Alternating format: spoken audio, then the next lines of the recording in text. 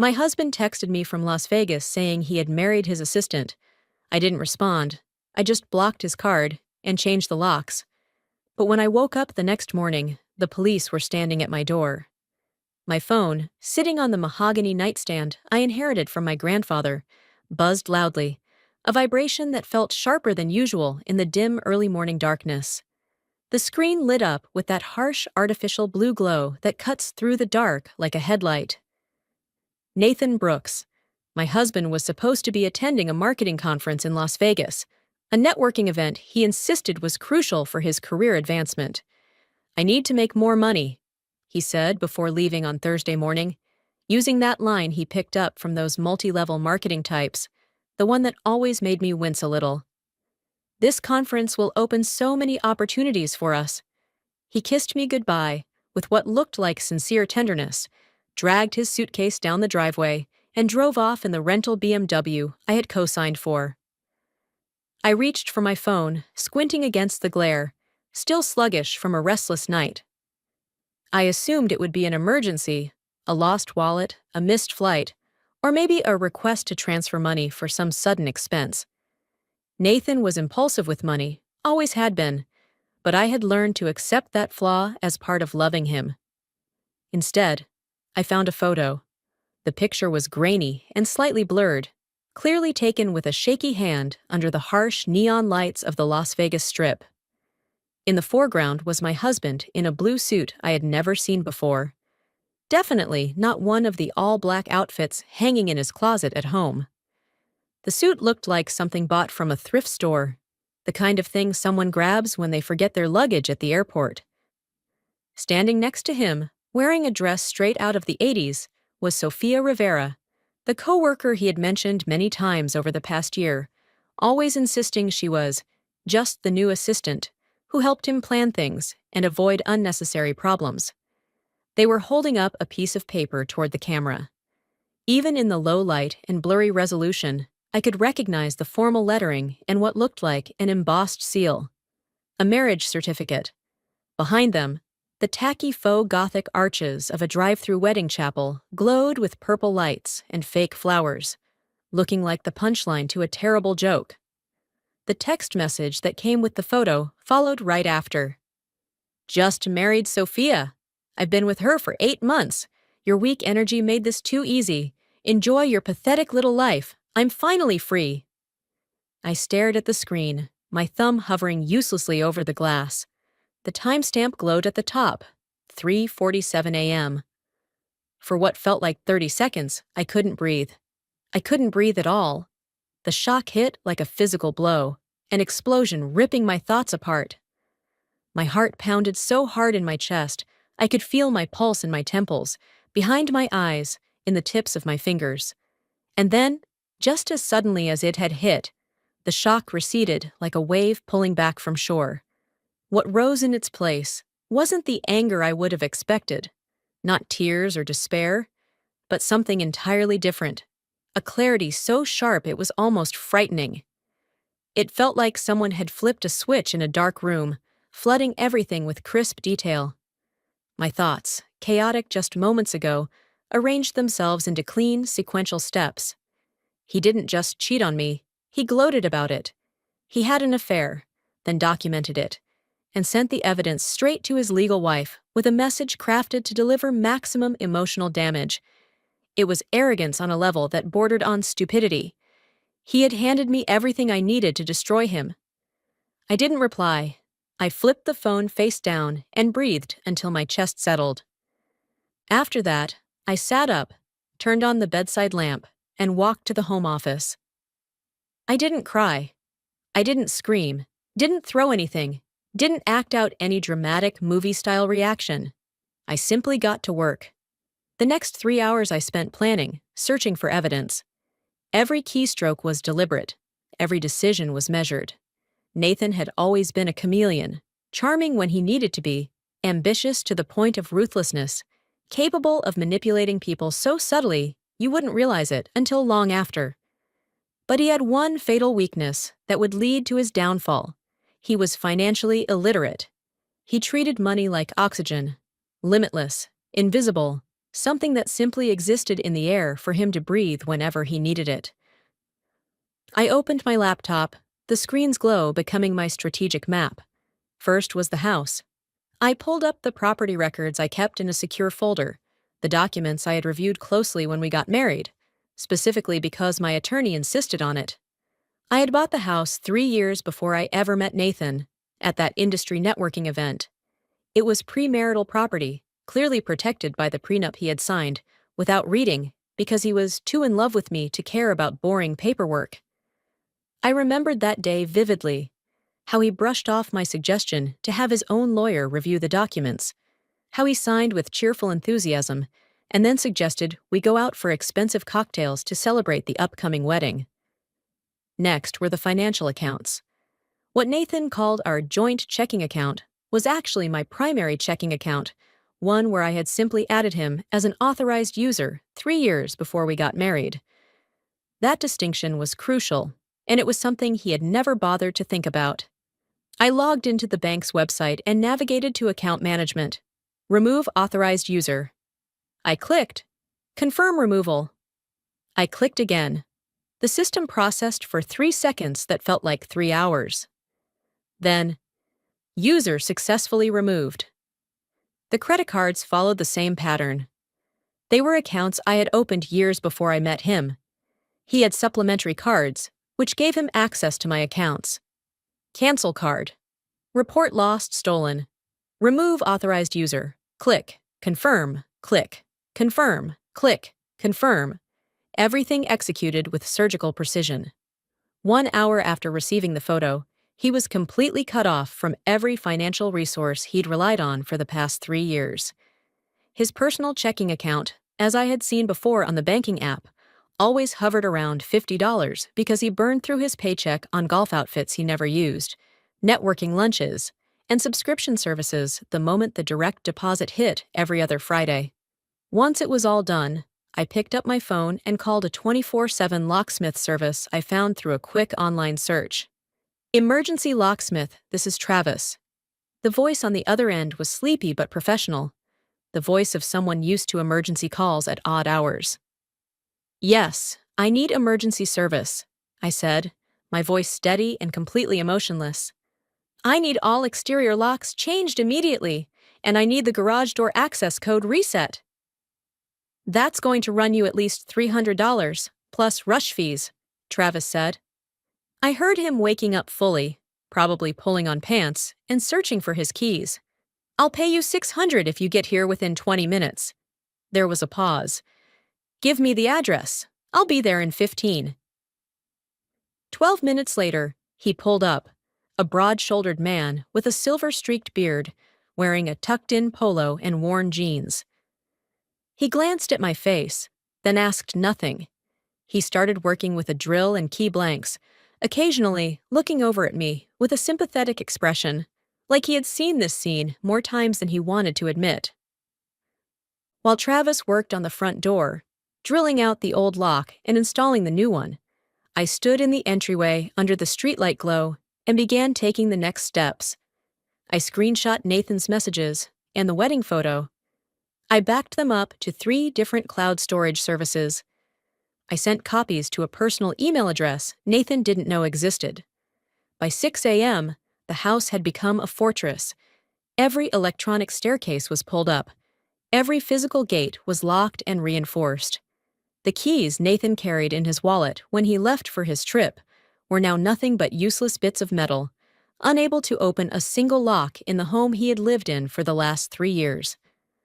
I thanked Travis, paid him in cash, then stepped back into the deep quiet of the house. The earlier adrenaline began to drain away, replaced by a heavy exhaustion. I didn't feel victorious. I felt like a surgeon who had just amputated a gangrenous limb, but knowing with absolute certainty that it was the only way to survive. I lowered myself back into bed, just as dawn began to seep through the curtains. The new house keys sat on the nightstand, where the framed wedding photo of Nathan and me used to be. I had turned it face down before I stood up to leave the room, unable to look at his smile any longer. I closed my eyes and wondered if I was dreaming. I wasn't dreaming. I just lay there, waiting for the storm I knew was coming. I woke up at 8 a.m. to noise. Hard, heavy pounding on my front door, strong enough to rattle the frame. I grabbed a robe to cover my nightgown, my body moving automatically, and checked the security camera feed on my phone before going downstairs. 2 uniformed police officers stood on my porch. One looked to be in his late 50s, graying hair and the worn-out posture of someone who had dealt with too many domestic disputes over a long career. The younger one looked about 25, sharp jawline, and eyes scanning the neighborhood with the alert caution of a rookie who took everything seriously. I opened the door, keeping the mosquito screen closed between us, a small barrier, but a barrier nonetheless. "Good morning, officers," I said. "How can I help you?" The older officer adjusted his duty belt, which was hanging low on his hips from the weight of the gear. "Ma'am, we received a call about a domestic disturbance at this address. Specifically, we're investigating a report of unlawful eviction. The caller stated that you changed the locks and cut off your husband's access to money while he was out of town." "I see," I said, leaning against the doorframe with the calmness I wanted to project. I did not invite them in. "And who exactly is claiming he was unlawfully evicted?" "Your husband, Nathan Brooks," the younger officer said, glancing at a small notebook he pulled from his chest pocket. "He reported that you locked him out of the residence and canceled his credit cards without warning." "Ah," I said, nodding slowly. "Well, officers, there's one small but very important issue with that claim. He's actually not my husband anymore, at least not according to his own actions." The older officer frowned. "Ma'am, you can't just decide you're divorced and lock someone out. That's a civil matter that has to go through the court?" "No," I interrupted gently, raising a hand. "I'm sorry for the confusion. I mean, physically and legally, he's no longer my husband by his own voluntary choice. He married his mistress." I held up my phone, which I had brought downstairs specifically for this moment. I had the wedding photo opened and ready. The older officer leaned in, squinting at the screen. I watched his eyes move across the image, taking in the white dress, the certificate, and the tacky wedding chapel architecture in the background. His eyebrows shot up so high, they nearly disappeared under the brim of his hat. "Well, I'll be damned," he murmured, his tone shifting from authoritative to genuinely stunned. Is that an actual marriage certificate?" "It is," I confirmed.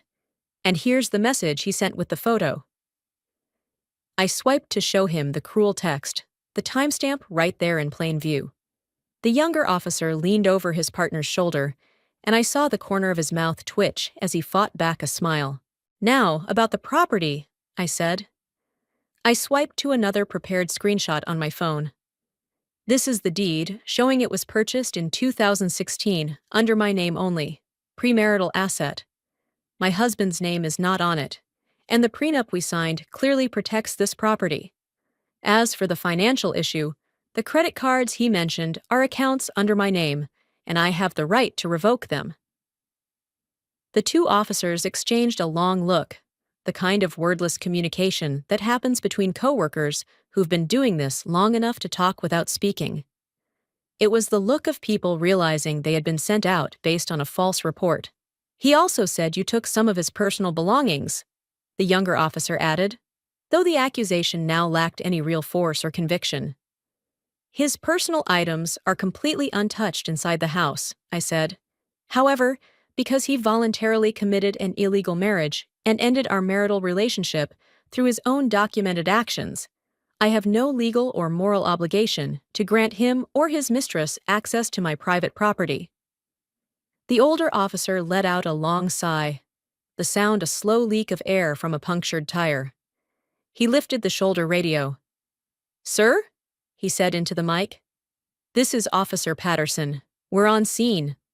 A shrill burst of static came from the radio, followed by Nathan's voice. "Did you arrest her yet? Tell her to open the door right now. My credit cards are all declined, and I need to pay for the hotel room. This is financial abuse." Officer Patterson's jaw tightened. "Sir," he said with the weary but authoritative tone cops use when dealing with unreasonable people, "you need to contact a family law attorney. Based on the evidence we've reviewed, we cannot force your wife to let you into her home." "Her home?" Nathan's voice shot up so high, it probably startled every dog in the neighborhood. "She stole my entire life. I'm coming back there right now. We're getting my things." He hung up before the officers could respond. Patterson turned back to me, his expression a mix of professional neutrality and maybe a flicker of sympathy. "Ma'am, a few things to protect you. Don't destroy anything of his. Don't throw anything out. Don't burn anything. Don't damage anything. If he comes back with a court order or with police escort, you'll need to allow supervised collection of his personal property. That will serve you better in the long run." "I understand. Thank you, officer," I said. They returned to their patrol car, spoke briefly about something I couldn't hear, then drove off. I stood in the doorway watching them disappear, feeling a strange buzzing in my ears like mild tinnitus. The first wave had crashed against my defenses and retreated. But I knew he wouldn't stop, and he wouldn't be coming back just to retrieve belongings. He invaded like a conquering army, except this army was chaotic, emotional, and completely unprepared for the reality ahead of them. I pulled out my phone and sent an email to Nathan's HR department. I hadn't wanted to do it, but his accusations had changed my mind. At 4 p.m. that same day, a Honda Civic came barreling down my driveway with the aggressive confidence of someone who believes they still hold absolute power. It wasn't Nathan's car. His rental BMW was probably still sitting in the Las Vegas airport garage because he couldn't afford the daily parking fees. This was his mother's car, with Barbara behind the wheel. Nathan's mother, a petite woman with dyed burgundy hair that looked like her attempt to fight aging with the financial help I had unknowingly provided through expensive treatments.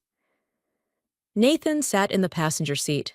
In the back were Sofia Rivera, who looked like someone who had just realized she brought a knife to a nuclear war, and Nathan's sister, Taylor, already filming with her phone before the car even stopped. They spilled out of the car in a chaotic storm of outrage and designer luggage. I was ready. I had spent the entire afternoon packing Nathan's belongings systematically, not carefully, not with any intention of preserving or organizing them. I simply gathered everything that belonged to him into heavy-duty trash bags and flattened cardboard boxes I'd pulled from the garage. Clothes, shoes, toiletries, his baffling collection of golf gear he insisted on buying, even though he didn't know how to hold a club. All of it now sat waiting in clearly labeled containers, stacked neatly in my garage.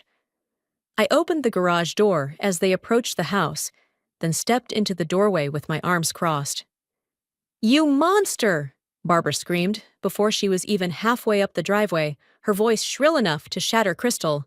"How dare you! Locking your husband out, stealing his money! We're calling the police immediately!" "They were here early this morning," I said calmly, my tone even and neutral. "And they left. You're free to ask them why they didn't arrest me for any of the things he claimed." Nathan yanked off his sunglasses with theatrical flair, revealing eyes shadowed by dark circles, likely from a night spent making terrible decisions. The smugness was gone, the arrogance from the wedding photo gone too. He looked desperate and slightly panicked. "You're humiliating me!" he shouted, jabbing a finger toward me. "I tried to rent a car and my card was declined. I tried booking a hotel for tonight and that card was declined too. Sophia had to pay for gas just to drive back here. Do you know how embarrassing that is?" I looked at Sophia, who stood slightly behind Nathan, as if hoping his body would shield her from my attention. She didn't meet my eyes, staring instead at a crack in the concrete of my driveway. "Hi, Sophia," I said pleasantly, like greeting someone I recognized at a cafe. "Congratulations on your wedding. Quite the surprise. I hope HR at your company is as understanding about workplace relationships as I was about this entire situation." Sophia's head snapped up, her eyes wide. "What? What are you talking about?" "Oh, the strict no dating policy at your workplace," I said lightly. It spells out everything about romantic involvement between employees. I'm sure Janice in HR will be fascinated by the wedding photo. I sent it to her about 2 hours ago, along with the still valid marriage certificate between Nathan and me. Sophia's face drained of color so fast, I briefly worried she might faint right there in my driveway. Nathan yelled, You didn't do that. That's my job." "I did," I said. "Amazing, isn't it? That's the word people like to use these days for impulsive life decisions." "This is financial abuse," Taylor suddenly shouted, stepping forward with her phone held up as if it were a weapon or a shield. "I'm recording this. This video is going straight on Twitter, and everyone will see what a selfish, abusive person you are. You're going viral." "Go ahead and post it," I said, looking directly into her phone camera. "Make sure you use lots of hashtags. Tag me if you can find my account. I'd be more than happy to comment with proof of bigamy, the wedding photo, and the sweet message your brother sent me. I'm sure your followers will love a dramatic family scandal." Taylor's phone dipped slightly, her confidence faltering as she seemed to realize that online battles only work if you actually have power. "Where are my things?" Nathan's voice cracked, as if I had wounded him with my decisions. This act had worked on me for years. "Where is all my stuff? You must have destroyed it, right? You're so vindictive." I stepped aside and gestured toward the garage behind me, where an entire wall of cardboard boxes and thick black contractor bags was visible, all neatly stacked and clearly labeled with Nathan's name in bold black marker. "Everything's right there," I said. "Every shirt, every pair of shoes, every toiletry, the entire golf collection. You have exactly 1 hour to load everything into the car and leave my property.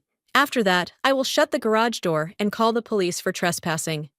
"After everything we've been through," Nathan snapped, moving toward the pile of boxes with his fists clenched at his sides. "After 3 years of marriage, I loved you, and this is how you treat me over one mistake?" "You texted me at 3:47 a.m., calling me pathetic," I reminded him, my voice still steady but edged with steel. "You married your mistress. You've been sleeping with her for 8 months, and now you want to talk about what we had." They loaded the car in a mess of hostility and silence. Sophia had to haul bags and boxes into the Civic, too. Barbara muttered curses under her breath, glaring at me every few moments.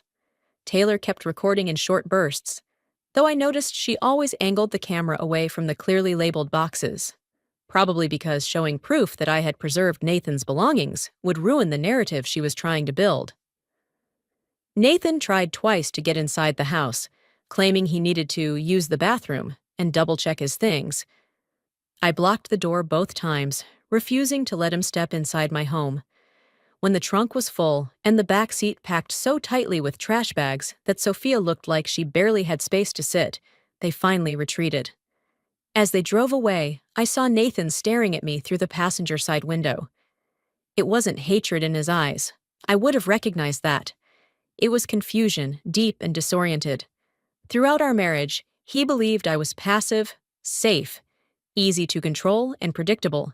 He pressed a button and expected submission, begging collapse. Instead, he activated a completely different version of me, one that had shrunk itself to stand beside him and keep this marriage alive. I closed the garage door, leaned back against the cool metal of my car, still parked in its usual place, and felt my hands begin to shake for the first time since this nightmare began. The adrenaline finally dissolved, leaving behind a trembling exhaustion and an empty space in my chest, as if something had been carved out.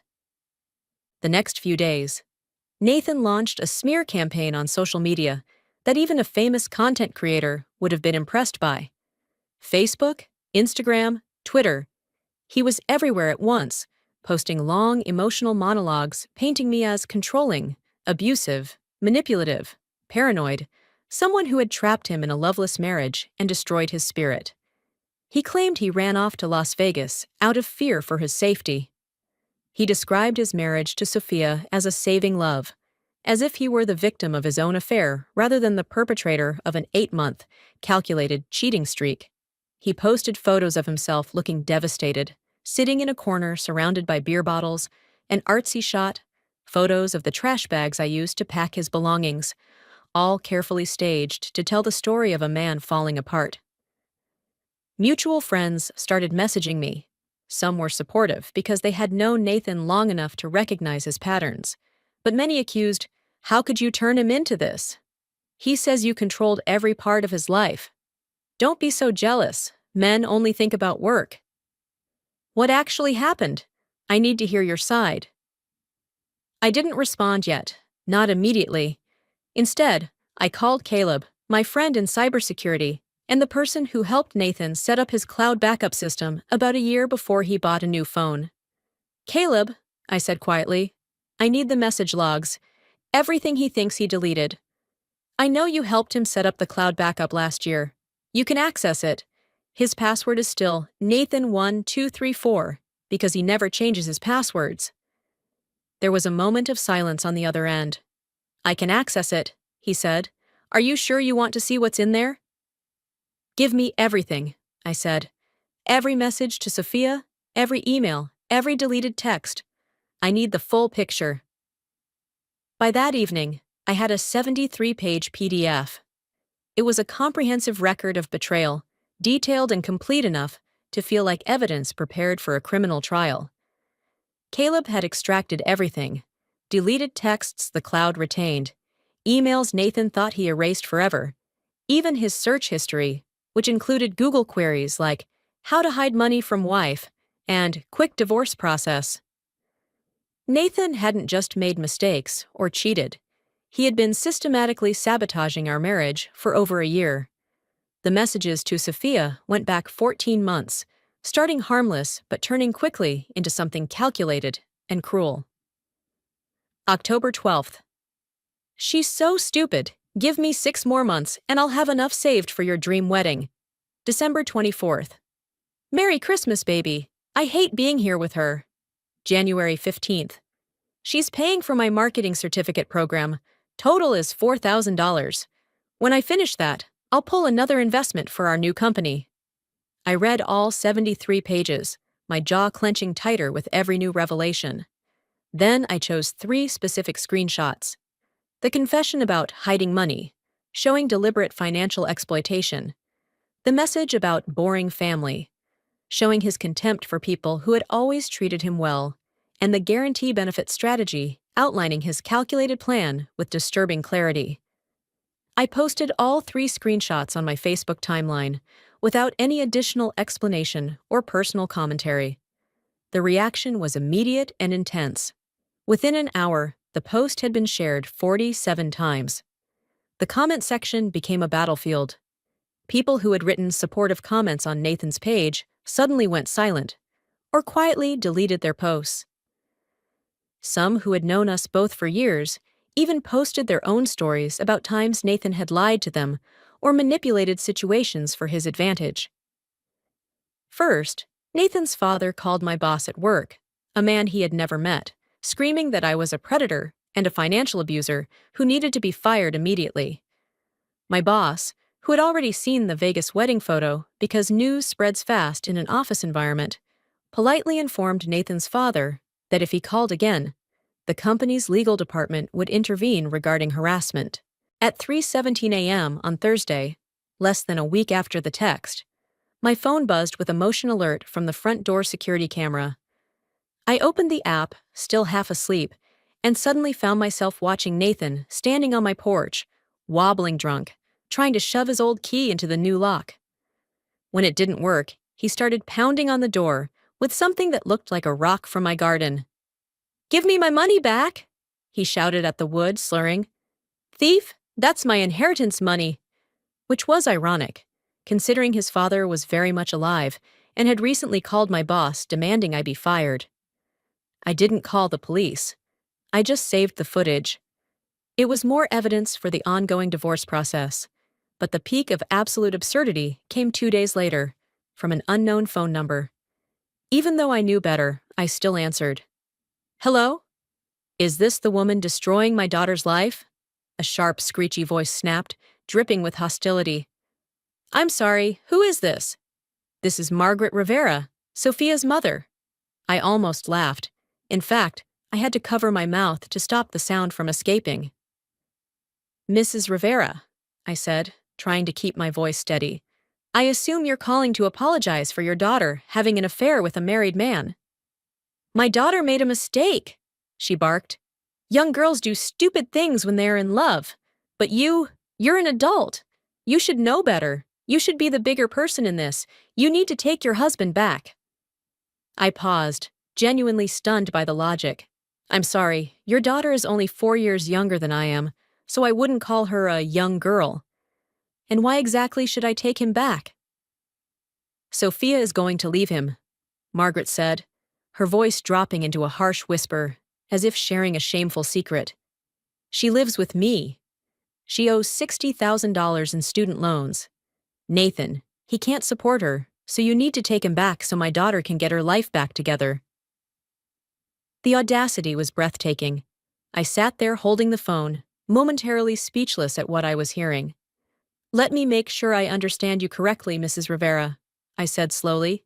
"You want me to reconcile with a man who committed a crime, embezzled my money for his wedding, cheated on me for 8 months, while still married to me, and spent the past week slandering me online. Also, your daughter doesn't have to face the consequences of her own affair? When you say it like that, you sound selfish," she grumbled, her tone implying I was being deliberately difficult. "Marriage is about forgiveness and compromise." "Teach that to your daughter," I said. "Goodbye, Mrs. Rivera." I hung up and immediately blocked the number. Then I sat down in my office chair, stared at the wall, and started laughing. A slightly unhinged sort of laugh. A CT9. The divorce hearing was scheduled 2 weeks later, expedited, because fraud and marrying 2 women at the same time is something the court system takes very seriously. My lawyer, a sharp man named Richard Henderson, recommended to me by a colleague, told me from the start that this case would be straightforward. "Legally, you are guaranteed to win," Henderson had said during our initial consultation. He quite literally handed us everything we need, complete with photographic evidence. I've practiced family law for 23 years, and I've never seen someone self-destruct this thoroughly. On the morning of the hearing, I dressed in my best suit, the one that made me look professional and composed. Henderson met me outside the courthouse, carrying a briefcase that I knew held the 73-page document of Nathan's messages, along with a stack of supporting files. "Ready?" he asked. "Let's finish this today," I replied. We sat in the courtroom, a space faintly scented with floor wax, anxiety, and old coffee from the vending machine in the hallway. The air conditioning was too cold, making the room feel sterile and uncomfortable. And then the door opened. Nathan walked in wearing a wrinkled dress shirt. Barbara and Taylor flanked him like bodyguards, both glaring at me with identical hostile contempt. Sophia was noticeably absent. The judge, a stern-looking woman named Patricia Caldwell, with reading glasses perched on her nose and silver hair pulled into a neat bun, looked up from the file in front of her. Her eyes moved from the paperwork to Nathan's clothes, then to the wedding photo from Las Vegas clipped into the evidence packet. "Mr. Brooks?" Judge Caldwell asked, her tone indicating she was already skeptical of the documents in front of her. "I see conflicting information here. You married a second woman, while already married to Mrs. Brooks for the past 3 years." Nathan's attorney quickly intervened, a nervous-looking man in an ill-fitting suit, who clearly hadn't expected such a case to land on his desk. "We argue that the marriage in Las Vegas is invalid due to coercion and temporary incapacity from alcohol consumption." "Coercion," Judge Caldwell repeated, her eyebrow raising. "Someone coerced your client into traveling to Las Vegas, locating a wedding chapel, and marrying another woman?" "Your Honor, my client was under extreme emotional distress," the attorney pressed on, his voice tinged with desperation. "He felt trapped in an abusive marriage. He was also severely intoxicated at the time of the ceremony, which raises questions about his capacity to consent." Henderson slowly rose to his feet. He didn't shout, didn't slam anything, didn't grandstand. He simply opened his briefcase, removed the stack of documents, and approached the bench. "Your Honor," Henderson said, his voice smooth as silk and sharp as a blade, "I have submitted 73 pages of correspondence between the defendant and Ms. Sofia Rivera. These messages and emails date back 14 months. They describe in detail a deliberate, calculated, and systematic plan. In the entirety of this lengthy correspondence, the defendant never expresses fear, distress, or any indication of being coerced into the affair. What they show is financial exploitation, including his own admissions of withdrawing money from accounts he had access to, and a clear plan to leave the marriage only after my client completed funding his business ambitions." The silence that followed was thick and suffocating. The ticking of the wall clock was audible. Someone in the back row coughed. Nathan shifted in his seat. Barbara's face turned an alarming shade of red. Judge Caldwell flipped one page, then another. Her expression shifted from professional neutrality to something like disgust. "Sir," Judge Caldwell finally said, looking at Nathan over the rim of her glasses, "did you write, and I quote, 'I can't wait to see the look on his stupid face when he realizes I drained everything. She deserves it for being such a boring wife?'" Nathan's face went from pale to bright red in about 3 seconds. "Your Honor, that was taken out of context. I was joking." "In what context?" Judge Caldwell interrupted, her voice dry as desert sand. "Would that statement make more sense?" Nathan opened his mouth, then closed it again. No sound came out. There was simply no answer that wouldn't make things worse. The gavel slammed down, sharp and startling. Judge Caldwell declared, her voice firm and authoritative. "Divorce granted. All marital assets, including premarital property or anything protected under the prenuptial agreement executed before marriage, remain with Mrs. Brooks. The defendant is fully responsible for all remaining payments or debts and is entitled to nothing further. He was ordered to pay me $500 a month for 6 months, total $3,000. The gavel struck again, $500 a month for 6 months, a total of $3,000. That amount wouldn't even cover Nathan's car payment, let alone his rent, shopping habits, or living expenses. As we stood to leave the courtroom, I could feel Nathan staring at me. The anger radiating from him was almost tangible. Act 10. Outside the courthouse, whatever fragile sense of peace existed shattered instantly. Barbara, who had been simmering with rage throughout the entire hearing, exploded the moment we stepped onto the courthouse steps. "You ruined my son's life!" she screamed, her voice echoing against the concrete and marble. She lunged toward me, hands outstretched as if she meant to claw my eyes out. "Ma'am, please step back," Henderson warned, jumping between us with a speed that was impressive for a man in his 50s. Taylor, who had clearly watched far too much reality TV and participated in far too many online arguments, threw the large iced coffee she was holding. She threw terribly. The cup arced wide, grazing past my shoulder, and exploded against the chest of a woman walking up the courthouse steps behind us. That woman was Margaret Rivera, Sofia's mother. Apparently, she had decided to attend the hearing to support what she probably viewed as young love, or perhaps to beg the judge for leniency on her daughter's behalf. Instead, she was now covered in caramel macchiato and ice cubes. The scream that came out of Mrs. Rivera didn't even sound human. "You little—" She lunged at Taylor. Chaos erupted, purses swinging, fingers clawing, profanity filling the air. Courthouse security rushed up the steps within seconds, pulling the fighting women apart and threatening to arrest everyone involved for disorderly conduct. I stepped back, my lawyer beside me, watching the chaos unfold. And then I noticed Nathan.